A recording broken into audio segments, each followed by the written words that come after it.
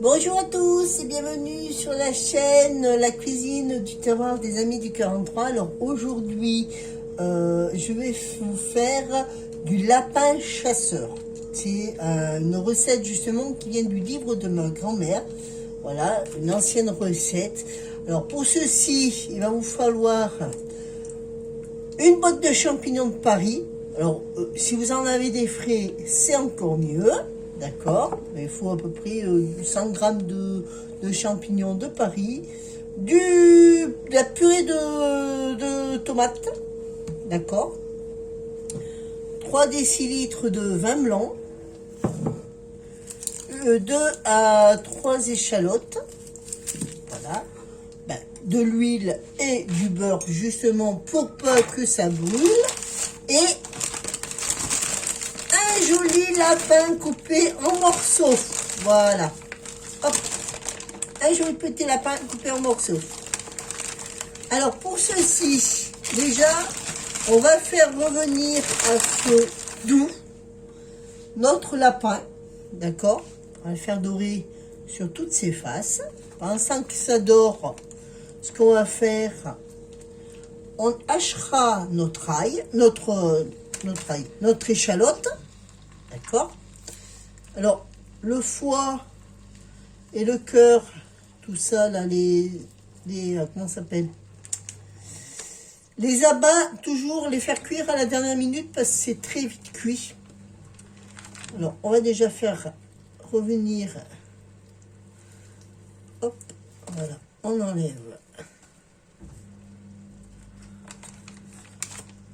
tout ceci, les abats. Ça, on les fait cuire à la dernière minute. On met hop, à peu près tout votre lapin. Bon, si vous avez une grande coquelle, n'hésitez pas. Voilà.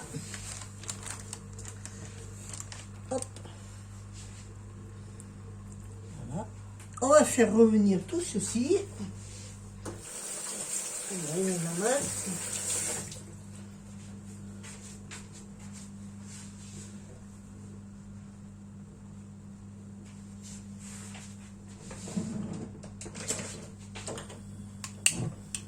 Voilà. Une fois que tout sera doré, on leur mettra de la farine justement pour que ça rôtisse un tout petit peu.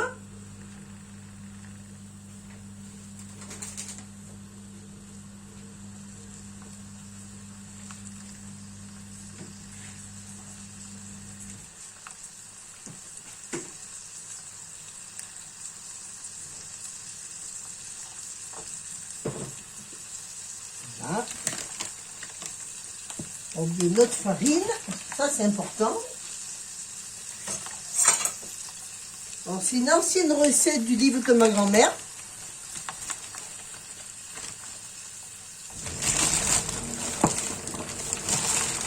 Que j'ai pu récupérer. Voilà.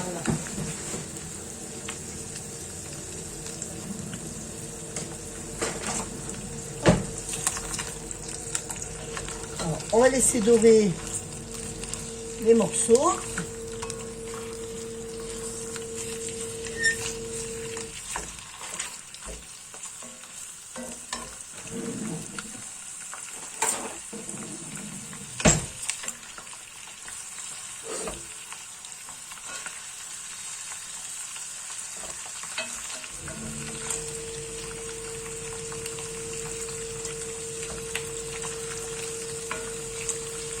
Voilà.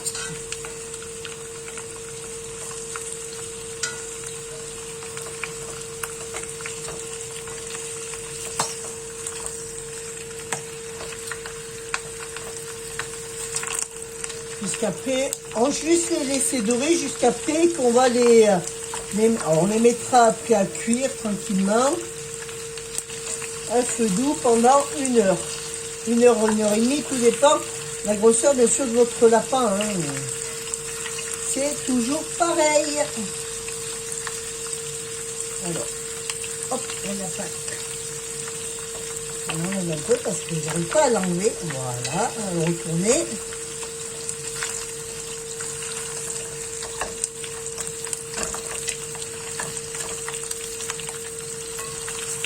laisser dorer les morceaux.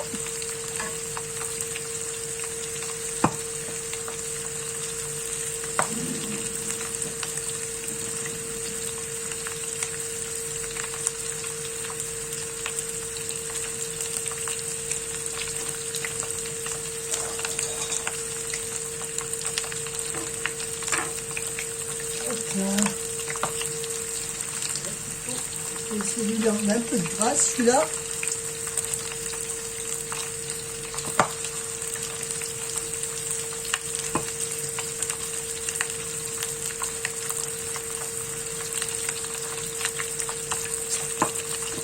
Voilà.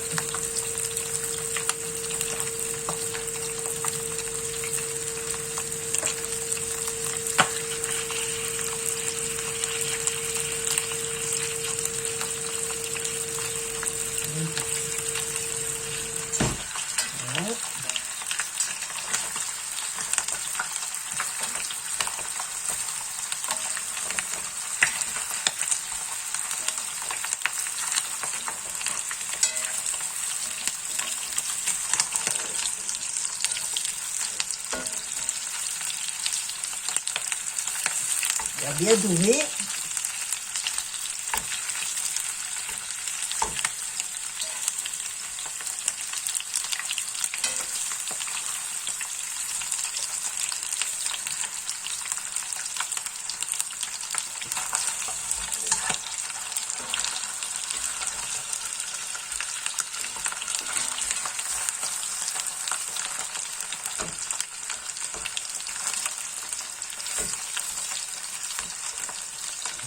Je vais tranquillement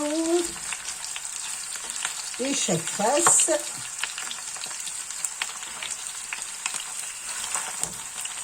Ça c'est très important.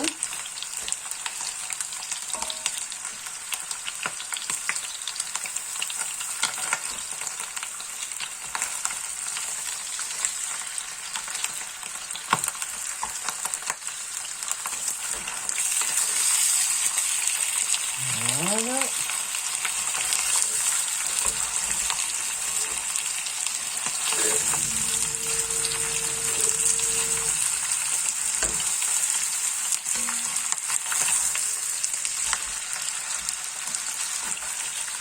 Encore un petit morceau qui a du mal à dorer.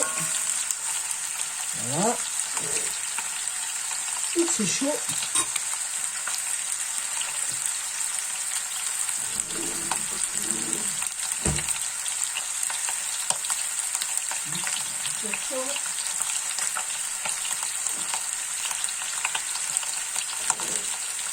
Voilà. Et là, on va saupoudrer de farine.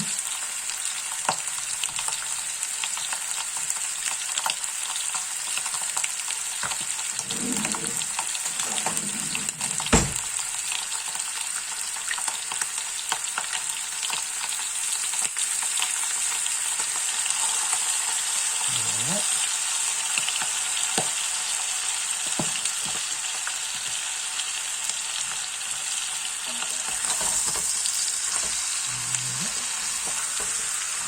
On va laisser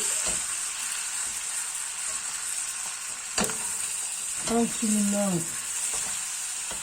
rôtir. On va y mettre après nos échalotes hachées, d'accord?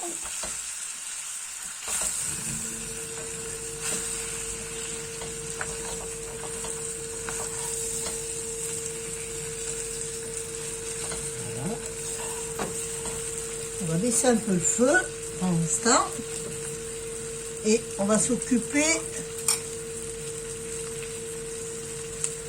de nos échalotes.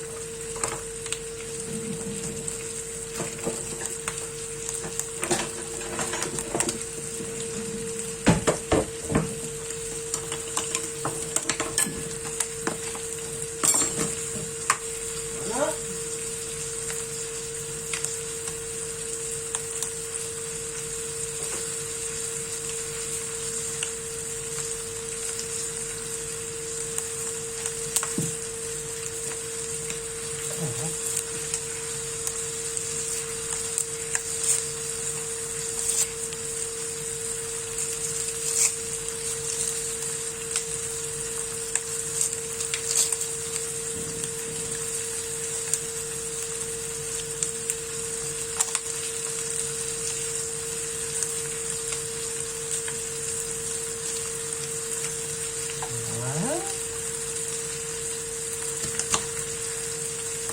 hacher. Moi, je vais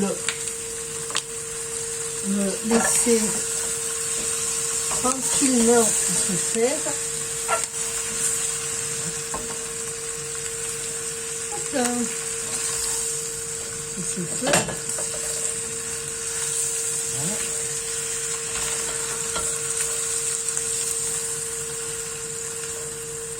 On va le recouvrir et pendant ce temps, on va s'occuper de nos échalotes.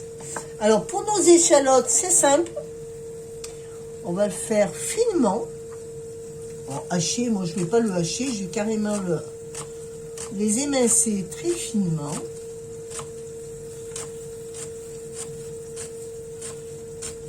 Voilà.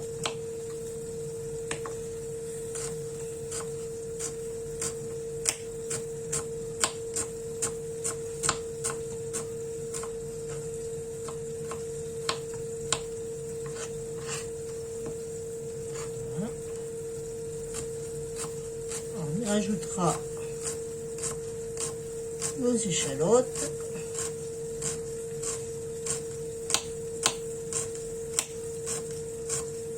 Et comme c'est les champignons déjà prêts, on les mettra juste à la dernière minute. Il n'y aura pas besoin de les mettre, sauf si vous faites avec des champignons frais. Là, par contre, il faut les mettre en même temps que vos échalotes.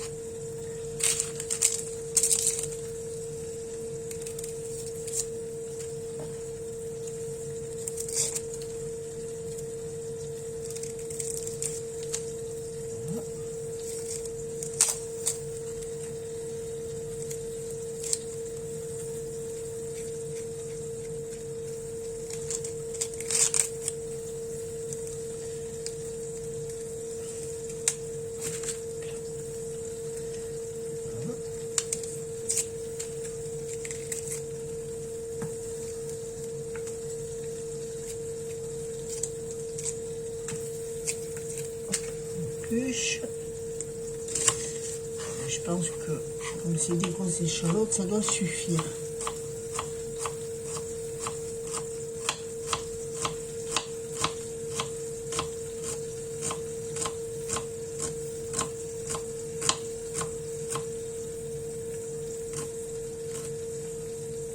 Voilà.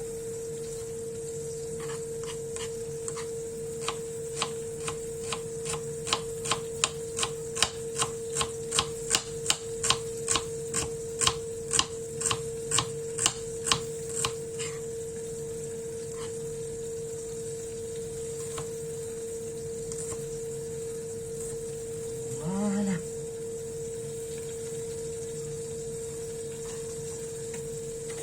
Alors, hop, on rouvre un peu mieux. Voilà. La pâte a bien doré, hein. De chaque face. Voilà.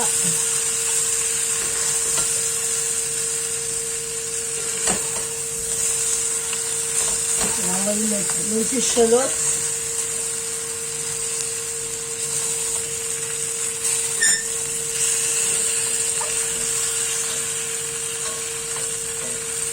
Voilà.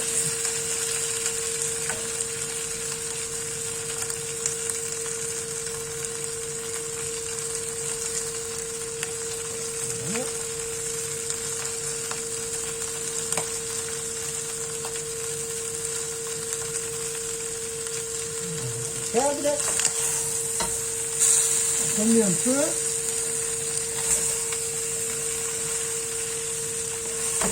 Et là, alors là, c'est simple, hein. Les échalotes, on va les laisser comme ça cuira dans la sauce, bien sûr. Alors, on va y mettre notre 300 décilitres de vin blanc. D'accord, ça fait la valeur 3 verres.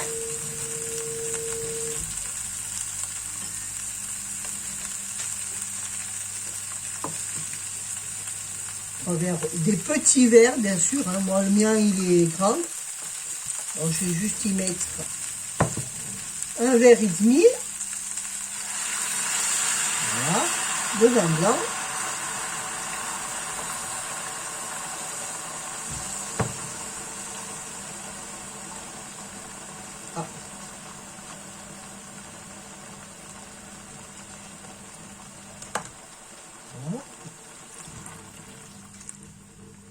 impeccable.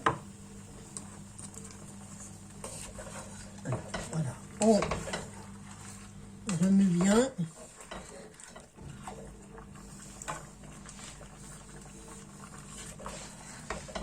Pour enlever toutes les sucres qu'il y a au fond de votre cocotte. Alors là maintenant on va pouvoir saler, poivrer, bien sûr, très important.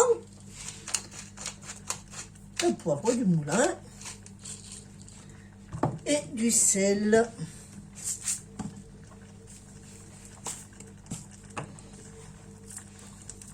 Salé.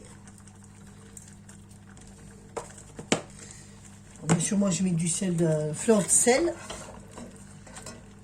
Voilà. Et n'oublions pas notre coulis de tomates. Alors, moi, ce que je fais, je mets mon coulis de tomates, mais en plus, j'y mets, pour ainsi bien sûr, la même valeur du coulis de tomates, j'y mets de l'eau.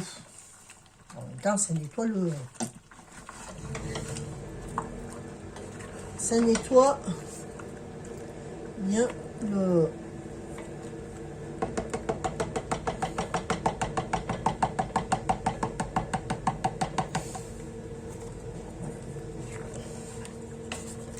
le berlingot. Aujourd'hui, j'arrive pas à trouver mes mots. Voilà. Et bien sûr, les champignons, on les mettra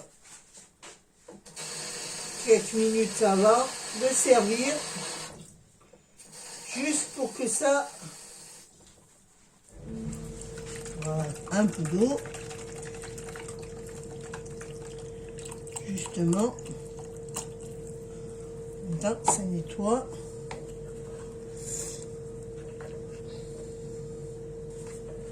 C'est un petit berlingot de 200 grammes. Après, vous pouvez aussi rajouter aussi du concentré de tomate en plus si vous voulez. D'accord?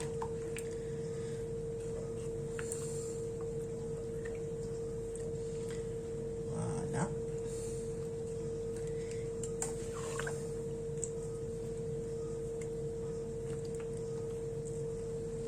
Là, maintenant, on va le laisser cuire pendant 1 heure et demie, voire un peu plus si ça vous dit, il n'y a pas de souci, il n'y a pas de problème. On choisit à feu doux. Voilà, à tout de suite. Bon, allez, go, maintenant on va regarder. Maintenant, ça fait un petit moment que ça cuit. Alors, entre-temps, bien sûr, j'ai rajouté un peu d'eau, parce que c'était épais. Alors, quand c'est épais, bien sûr, mettez-le, vraiment, rajoutez-lui un peu d'eau. Ça fait du... Il n'y a rien de tel que pour l'épaissir un petit peu. Puis, regardez surtout si ça n'accroche pas. Alors, hop, on remélange un tout petit peu. Et là, maintenant, 5-10 minutes un peu avant la cuisson, on peut rajouter nos abats de lapin. Voilà. Pour justement, parce que ça, c'est une chose qui est très vite cuite. Alors, toujours mettre les abats à la dernière minute, 5-10 minutes un peu avant. Voilà, parce que justement, c'est très vite cuit et quand c'est trop cuit, c'est pas le meilleur. Voilà, on met les champignons, bien sûr. Alors, si vous prenez des champignons frais, bien sûr, vous les mettez en même temps que votre viande, d'accord, que votre purée de tomates et votre vin blanc. Voilà, moi aussi en boîte. Voilà. Et après, alors on le laisse 5-10 minutes, le temps que ça réchauffe un peu, que ça chauffe et que ça cuise le reste à feu doux, surtout à feu doux. Voilà.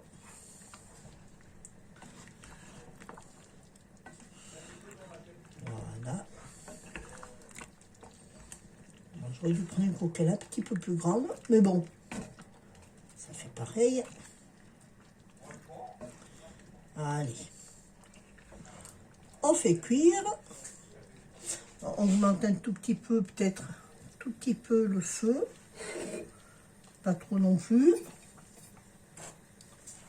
On peut rajouter un tout petit peu d'eau pour d'épaissir un peu la sauce. Voilà.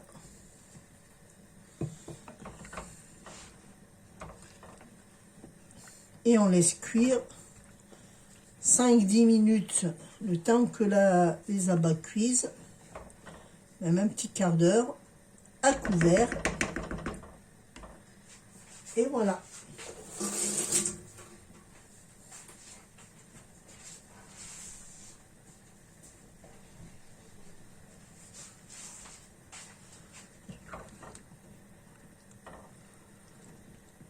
Le lapin chasseur. Alors, c'est une recette qui vient du livre de ma grand-mère qui a été édité en 1966. Je suis fière et contente de vous partager cette magnifique recette, justement. Voilà. Les anciennes recettes, c'est le meilleur, comme on dit. Voilà. On le laisse cuire 10-15 minutes de plus avant de servir. Alors cette recette va aussi très bien aussi avec des spaghettis, des pâtes, des pommes de terre à la vapeur ou des pommes de terre cuites à l'eau au choix. Ou avec aussi, vous pouvez le faire avec des pommes de terre cuites au four. Le meilleur, mais ça, la prochaine fois, je vous le ferai, vous verrez. Ma recette, justement, de pommes de terre cuites au four, c'est une recette que je fais toujours pour le week-end aussi, pareil. Et c'est un régal. Et par contre, je les fais cuire par exemple 2 heures de temps. Voilà. Alors, je vous remercie d'avoir vu cette magnifique recette de lapin chasseur. Je vous remercie aussi d'avoir partagé cette vidéo, de m'avoir mis un pouce parce que ça fait toujours du bien, et de mettre aussi un petit commentaire. Dites-moi si cette recette vous a plu. Si elle vous a plu, ben, je vous en ferai d'autres, il n'y a pas de souci. D'ici là, eh ben, passez une bonne semaine. Je vous dis à très vite. Bisous à tous.